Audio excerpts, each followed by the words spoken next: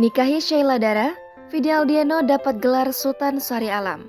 Vidi Aldiano dan Sheila Dara baru saja menyelesaikan prosesi pernikahan. Akad nikah disiarkan secara langsung di YouTube sang musisi Sabtu 15 Januari 2022 pukul 8.18 waktu Indonesia Barat. Vidi Aldiano dengan mantap mengucapkan ijab kabul.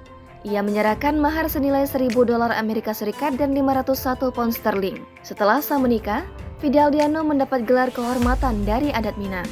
Sebab sebagai informasi, pelantun Nuasa Bening ini memiliki darah Minangkabau dari sang ibu, Besbarini.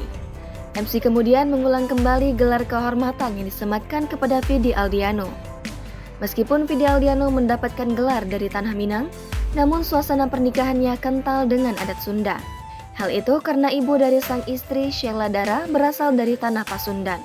Selain Vidi Aldiano yang kini memiliki gelar, Sheila Dara juga menerima penghargaan dari sang mertua.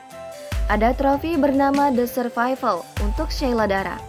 Sebab bintang film Teka-Teki Tika inilah yang mampu bertahan selama bertahun-tahun menjadi pasangan dari putra Harry Kiss. Jangan lupa subscribe, share, komen, dan like ya!